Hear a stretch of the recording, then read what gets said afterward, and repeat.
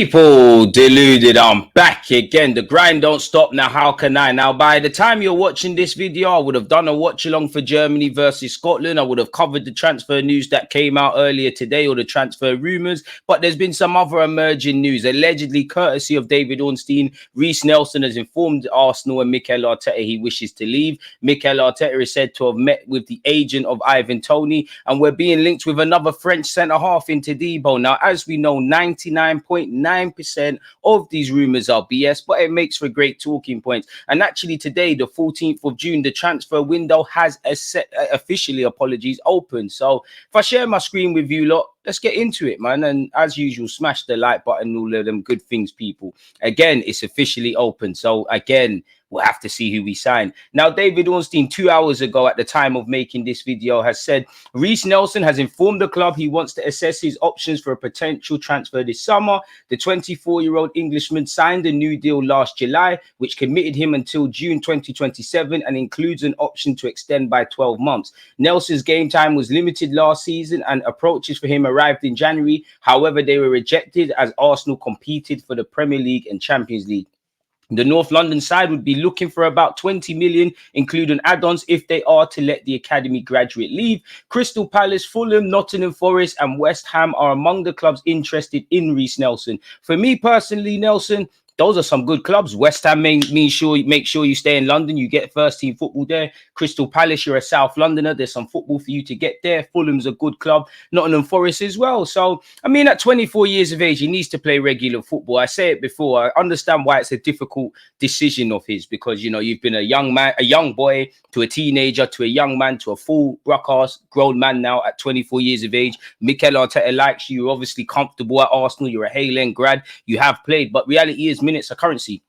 And when you look at the minutes Reiss Nelson's played, you're the perfect player for the squad in and around. But when you look at the minutes you've played, you've not played that much. You know, again, there was a lot of injuries last season. But the minute everybody kind of got back to full fitness, he wasn't in the matchday squad. And you probably should have left last summer. But at 24 years of age, I believe the pennies finally dropped. Like, you know what, cool. I don't really want to leave. But to get to where I want to get to, I need to, you know, really. So he's 24. You need to go and play football. For Arsenal, though, I don't know if we'll sanction his exit without at least bringing in a striker or a winger or a versatile attacker. Without such, he's under contract for a long period of time until 2027. That's a good little deal there, and a further 12 months. So it's a shame, but I wish him all the best. And to be fair with you, if we could get 20 million in a sell-on clause, I'm with that. If I'm honest, I would love Nelson to stay, but minutes are currency. You're not getting ahead of Bukayo Saka on the right hand side.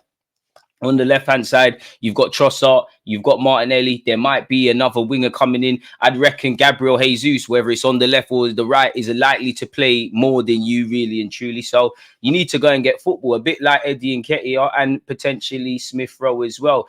I mean, the pennies dropped, as I said. It's unfortunate because I think it's with a heavy heart because, you know, you look back last summer, all he was saying is that this is the club I want to be at. But minutes are currency. How better would you be where you're more likely to start? And even if Nelson gets the occasional start, the next game, is he going to play? I'm not too sure. So, yeah, man, hopefully there's decent offers. Chris Wheatley has said, a name was mentioned to me a few weeks ago, and that was Todibo from Nice. He's really sought after. Manchester United have been the main name linked with him. But interestingly, I heard that he was above other players on Arsenal shortlist. Could he be available on a relatively affordable fee? He would provide cover at centre-half. Obviously, he made that move to Barcelona, you know, far too early. He's been asserting himself at Nice. Everyone remembers when he used to play for Toulon. I mean, it could be a good signing for the squad. But, you know, you've got Gabriel and Saliba, and I'm sure he wants to play regular football and assert himself into the French squad. Are you necessarily going to get that at Arsenal Football Club? I'm not too sure. Team News and Ticks and Charles Watts has said, I don't think Arsenal will sign a 9. When I was given our list of targets at the start of the year, the only 9 was Isaac, and that was seen as very unlikely, and also noted that he could play wide. Now, I don't doubt that. These lot are more informed than me, but just as a ignorant kind of just viewer to this, why would you get the shortlist? And if your source really, you know, it may be your source is someone hell of informed, but why would Charles Watts or Team News and Ticks get the shortlist of who we're getting? Because Arteta's done a very big job of hiding things. And I'm not saying I'm not criticizing these lot, but I always find it funny how Go back a week ago, everybody apart from David Ornstein and slightly Fabrizio Romano was saying we've spoken to Sesko, he wants to sign for us, he's signing for us, he's signing for us, he's signing for us. Then it hasn't happened, and these same publications are coming out and saying, oh, actually, they were wide of the mark. So I'm not too sure. I don't believe that Isaac was the only striker on the list. I think there might have been other targets, but again, whether they're attainable or not, who knows? Arsenal have to be flexible to get in a striker that we can afford. Also, with Kai Havertz's form, that's probably meant a striker is not as high on the agenda. I think Havertz's form has kind of swayed it to a degree. Isaac would be lovely, but it costs top money, and he can play out wide. But if he was the only striker, then that means we might be going for a versatile attacker, kind of in not the Trossard ilk in terms of playing style, but Trossard can play across the front three, as can Gabriel Jesus. So maybe somebody a bit versatile in that regards, because we do have some versatile players across the pitch. So that's where you're at with that, folks. Obviously, moving on from that, Team News and Ticks, it said Arsenal was scouting João Neves for a long time remotely. We're looking at data, and then since February, they've been at every game. The way scouting tends to work, it has to be quite far down the line for them to send people to watch them, which is facts.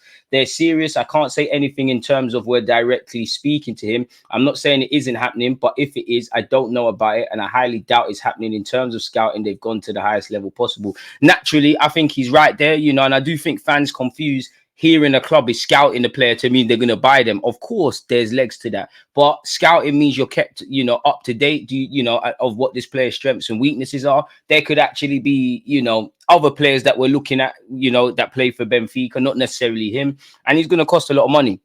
You know, 60 million euros. Apparently, bids have been rejected by Man United for him. You're hearing PSG are looking. You're hearing Benfica allegedly for the 19-year-old want his 120 million euros clause activated. And you'd imagine he plays, I don't know for starring role, but some part for Portugal in the upcoming Euros, which again has an uptake. And, you know, he's 19. He's just got his feet into the world of football. There's no rush to necessarily leave Benfica. Benfica have shown with a number of sales that they can get top money for players, people. So I would love him at the club. I think, you know, he can play as that kind of cultural number six, not the English sort of six, that number six. I think he has traits of an all-action, you know, multifunctional midfielder. I think he's young and impressionable. He's not the biggest, but he's got a lot of heart, man, if I'm completely honest with you, in the middle of the park. And obviously he would fit our philosophy. So I wouldn't mind it at all by any stretch of the imagination.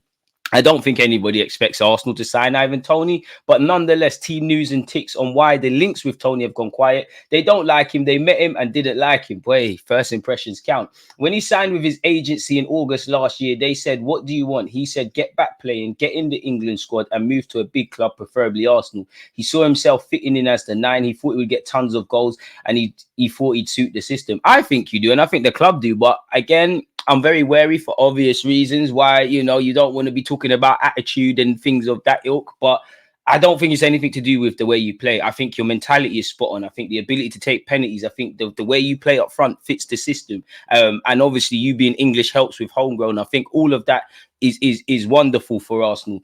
But I do believe that maybe, you know, maybe it could have been wages, but maybe it's just rubbed Mikel Arteta or anyone in charge of making decisions at Arsenal up the wrong way.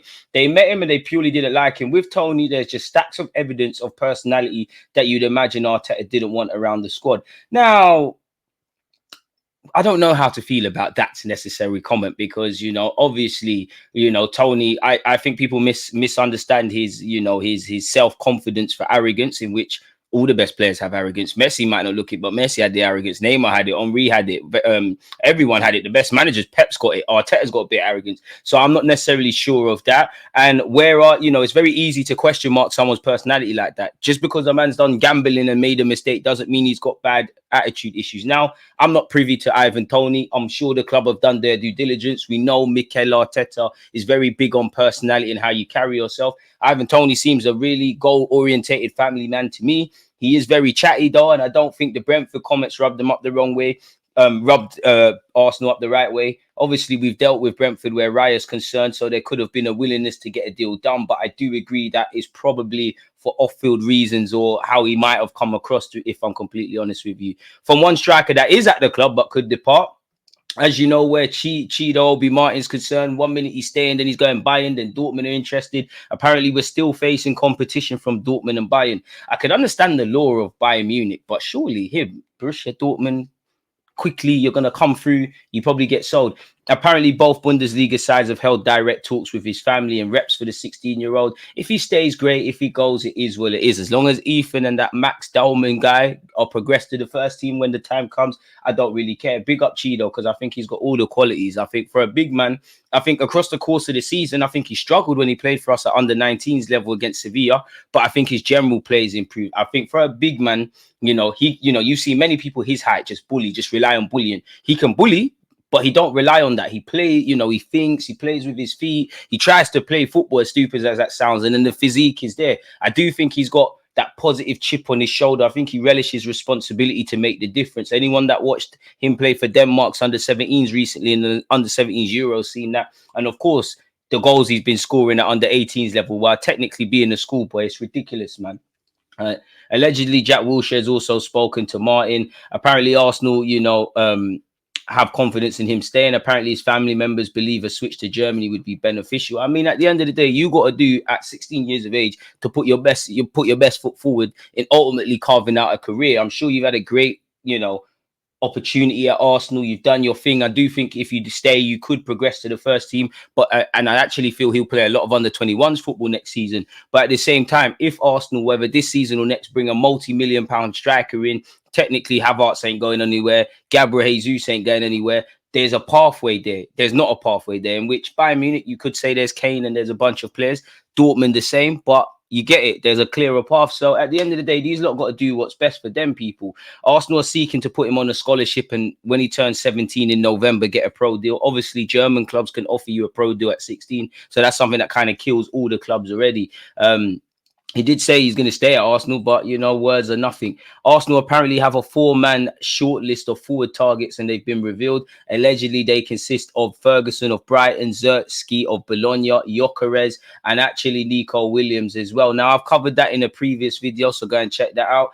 We're still being linked with Elise, but apart from these people saying we've got an interest in Elise, we're not quite doing what Chelsea's doing and agreeing personal terms. I mean, if Crystal Palace really want Reiss Nelson, maybe we could get involved there, but the Reiss Nelsons, the Eddie Nketiahs, the Aaron Ramsdales, their future is going to be subject to speculation, and if papers are to be believed, their days are numbered. It's pretty predictable after we didn't get Sesko in it that we're going to be linked with Joshua Zertsky and Gyökeres. Apparently, Sporting remain firm on their evaluation of the sport of the striker people. When you got 43 goals in 50 outings, of course they're going to want your release clause of 85 million. Allegedly, we're trying to get it done for 50, 60. The Portuguese side know that strikers are a hot commodity. The striker shortage of quality strikers is quite limited in this pool, so they know they've got, a gold mine here, and someone that they could sell for the highest dollar, and they're not really going to commit to him being sold now where the market is just open.